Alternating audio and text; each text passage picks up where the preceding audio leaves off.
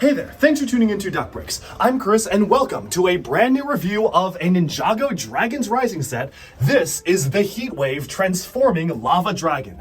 It is a really interesting dragon that does actually transform, completely change its body shape to become almost like an artillery piece, launching the dragon energy cores and featuring the exclusive Wildfire minifigure, who is a mysterious new elemental master of heat. This is a really exciting new set, and of course, stay tuned to Duckbricks because we'll be reviewing every single one of the brand new Ninjago Dragon's Rising sets coming very, very soon. And so I think it's time to just jump right in to the review. Alright, this is the Heatwave Transforming Lava Dragon. It comes with 479 pieces and retails for $55 and 53 euros. It also comes with 5 different minifigures, 3 of which are on the side of the heroes, Kai, Lloyd, and a new character named Wildfire, who is exclusive to this set, one of the only exclusive minifigures to any set in the wave, as well as 2 representatives from the villains. We have Lord Ross, the main villain. This is one of 4 sets he appears in, so it's really good we get him in a ton of different things, as well as a general foot soldier and Imperium dragon hunter, which is always good to have in mass. Now, I have already given my full thoughts on all of the characters and minifigures in my Minifigures Mega Review, which I published very recently, so if you want to hear my full thoughts on those, definitely go check that video out. But right now, we're just going to give a quick look at what the minifigs look like. Kai has some fire details on the sides of his heads-up display, and here's what he looks like with the head reversed. Now, removing the armor piece to take a look at the new expression, this is what the new expression looks like, and that's what the back looks like. So it is a really nice way of getting new characters and new expressions for these characters, although I really do wish that we were able to actually turn their heads and pose them. I think that's my biggest complaint about the new ninja suits. Lloyd himself you've probably seen a dozen times already because he has the standard visor and he appears in basically like 6 of the sets, so he is one of the most common minifigures across the wave. But removing all the pieces there, here you can see that's what the expression looks like, a very serious expression, which is befitting a more mature tone for Lloyd taking on the master role and training a new generation of ninja. And again, just really wish you could actually turn the heads on these because they are forced to permanently look straight. Wildfire here is a brand new character introduced for Ninjago and for the set, who is a new elemental master. This is a really interesting character, and I find this to be quite a nice new design. They are utilizing the Monkey Kid Changa headpiece for the hair here, recolored in red and gold, which is a nice paint job to have. I never expected that piece to make it out of the Monkey Kid theme, but here it is. She only unfortunately does have one expression, which is a very angry one, no alternate expression, so that's really the only one we're stuck with. But from the brief glimpses we've seen of this character in the trailers, again at the time of this recording, the TV series is not out yet, so I don't know the storyline behind this, it looks like that fits the character quite well. She also is utilizing a nice decal on the torso, which has the same crescent moon-shaped piece that she has in the hair, and a really nice color scheme of sand green and dark red highlighted with the orange, which really does feel like this character is maybe from a different realm. I don't know what the story is behind the character, but it's always cool to get another random side character in minifigure form, and I'm curious just how prominent this character is going to be. Moving on to the villain faction of Imperium, we have Lord Raz here. He is the main villain of the wave, and he has specially printed arms, which look really good, a nicely brick-built, fully customizable hammer, which does look very impressive, and as well as a new molded piece, which is meant to represent his tiger-like face.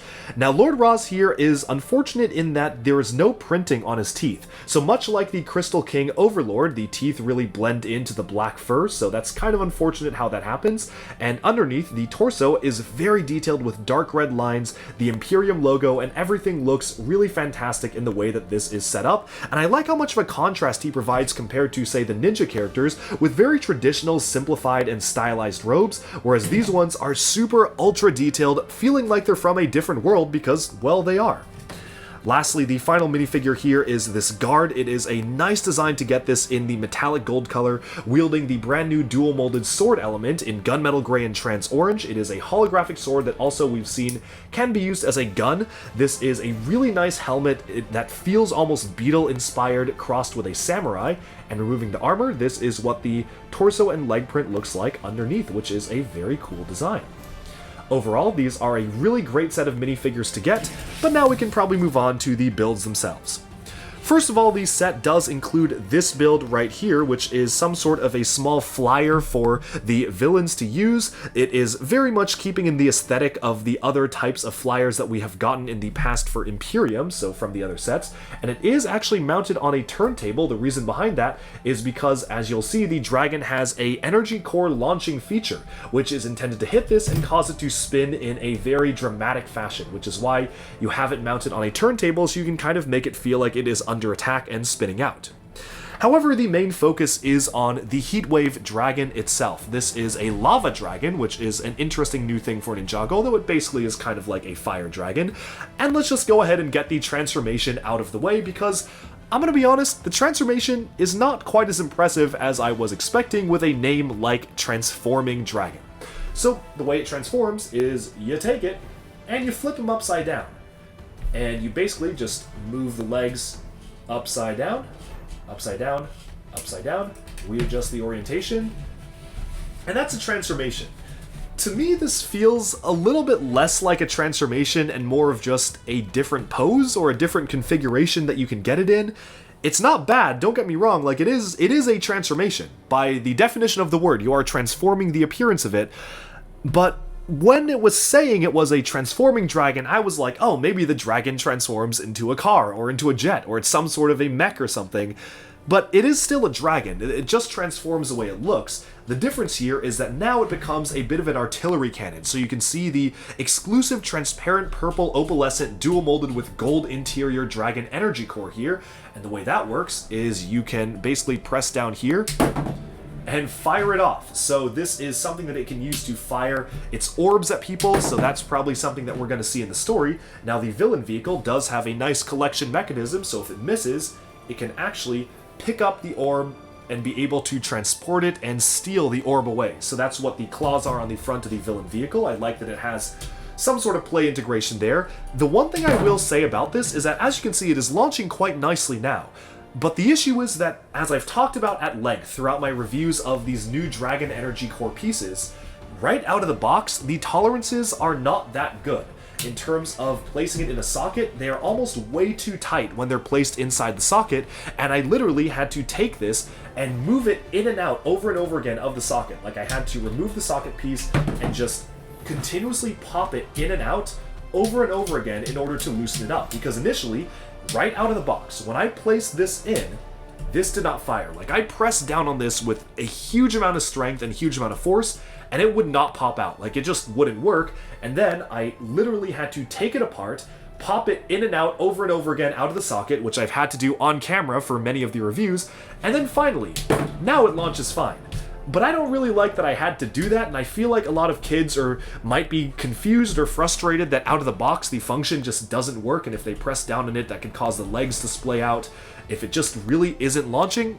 So that is that. That's how that works. So unfortunately, it is a bit of a con to just how these functions work in general. I feel like the tolerances just are not quite right. They need to be pre-loosened out of the box, which is a bit disappointing because a lot of the gimmicks that surround them, like the spinning and the drifting and the flips, they just don't really work that well unless you pre-loosen them. And even after pre-loosening them, they already just don't work that well in general, so I'm a little bit mixed on the new function. That being said, function aside, this is a really nice looking dragon. I like the color scheme being primarily dark red. It feels a little bit unique compared to other dragons that we've gotten before that have been more orange and bright red, a dark red and the sand orange color, or this is kind of a nougat color, sorry, not sand orange, that one's discontinued. This is using the medium nougat color for the bottom, but it's close enough to an orange light color. It is a very impressive new color scheme. It feels very fresh, it feels new, and I like how they kept the colors consistent throughout the dragon itself. The medium nougat underbelly is consistent as you go all the way alongside. It even has like abs underneath, which is kind of funny. You have the dragon energy core, which is leaking energy up into the neck here, and maybe you can imagine it's causing it to be able to spew purple flames from the mouth or something like that. The only thing that I will say is that it is a little bit awkward as usual with the Ninjago dragons using these pieces, because the jaws can tend to get misaligned. Like, this is way too far forwards, this is way too far back, and the jaws just kind of move around like that. not the biggest fan of the way that that is set up by just using these molded pieces, and I feel like it was done best when Lloyd's Legendary Dragon, which I believe used these exact pieces, just brick-built the back of the head and made it feel like the jaw was actually part of something fixed. Like, this is much better if this is the only movement of articulation than this. It shouldn't be shifting back and forth. Not a big deal, I mean, you can just pose it however you want, but just something I figured I would point out. Now, the Heatwave transforming lava dragon does not have any wings. It seems to be more like a lizard than a dragon. I guess that these little blades on the side can kind of be seen as wings, or I guess that's what they're supposed to represent, but they're about as good as the wings on the jungle dragon from the island sub-theme. They're really just a couple of different swords that they have that you can splay outwards. They're really just vestigial wings rather than actual wings. Otherwise, there are saddle bits on the front and the back, which is nice. You can remove them, so if you want this to be more of a wild dragon, you can just pop it off. If you want it to be ridden by a character, you can pop that back on, and otherwise, that is pretty much all the articulation you can have out of it. Of course, the neck can move up and down on the click hinges, and the head is mounted on a ball joint, although it is a little bit tricky to pose the head without messing up the jaw. Like you can see, I just messed it up while trying to pose it, so that's just something to be aware of. I do, however, like the side horns coming out of the head. The detailing and the color scheme is good, and I also like how they are utilizing some new pieces where you might not notice it immediately, but the side of the body here utilizes a brand new element that they have introduced for Ninjago Dragons Rising, although I'm sure this will appear in other themes. I feel like there are a lot of cars that could use this very well, but I'm just going to take it out right here so you can take a closer look at it. This is a new piece that they've been using for the heads of dragons. They've been printing eyes on it, so it is a really interesting new element, but I just generally think it's cool that they use it as scales as well to showcase the versatility that even if they made a new element that is meant to represent the head of a dragon, you can also use it for the body of a dragon as well.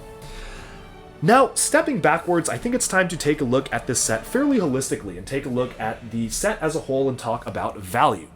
Because this set is $55 US, 53 euros, and I'm going to be honest, you're probably going to hear this a lot from me in many of my different reviews as I've been publishing reviews over the past couple of days, but it doesn't feel that worth it to me. I don't know, I feel bad saying it about another set, but it is true. I definitely do feel like $55 is a little bit much to pay for this. Obviously, LEGO provided me with this product for free. I'm very grateful for that and all that, but I do want to be as honest as possible, right? I don't want my opinions to be clouded because I get things for free.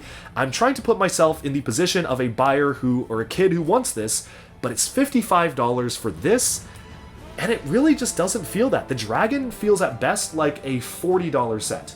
Let's say everything else is $5, 45, maybe? 50 at most, but 50's pushing it. 55 I think is too much. And this really does feel like a victim of the price increases, where LEGO has been really increasing the price on a lot of different things, especially this year and last year, and they were very explicit with it last year. They actually changed the prices of existing sets. Here, there's a lot of prices this wave where I'm like, okay, I feel like this was designed at the $50 price point, if not the 45, but then LEGO went in and was like, just add $10, add $5, charge $55 anyways. I'm not feeling $55 out of this. It just feels like a little bit high for what it is. Honestly, if this dragon just had wings, like if they had vinyl wings or even brick-built big wings, I think that would have justified the price, but since it doesn't have wings, the wings that it does have are just these little spikes on the back, and the transformation feature isn't quite as cool or impressive as you might have expected a dragon with the name of transforming dragon to have. I definitely feel like this is one of the weaker sets out of Ninjago Dragons Rising, and that, I think, says more about the quality of the wave than the quality of this set. The wave has just given us some incredible builds. There are so many great sets. Some of the $20 sets like the Imperium Dragon Hunter Hound are really good, which I just did a review on, and of course you get up to the larger ones and you have really amazing builds. And this one's just kind of middle-of-the-road standard Ninjago Dragon build. There's nothing wrong with that, but it doesn't feel like this is doing anything really that special. And compared to some other dragons we've been getting this year, like the Monkey Kid Maze Dragon, which is also overpriced, but that's a different story, but also just some other types of dragons, like even the Lightning Dragon, Jiro, in the Elemental Dragon vs. Empress mech set. This just feels like more of the same, which isn't bad, it's just another Ninjago Dragon. But that's just my thoughts. Of course, let me know what you think in the comments below, and thanks for watching. Alright, and with that we have summed up our look at the Heatwave Transforming Lava Dragon set. This is a really cool and unique LEGO Ninjago dragon set. I am very curious to hear in the comments, what do you think of it? Do you like it? Do you dislike it? How do you think this stacks up compared to other LEGO Ninjago dragons? And thank you all so much for tuning in. Be sure to like and subscribe for even more LEGO news, reviews, discussion, and analyses coming away very soon. And bye for now.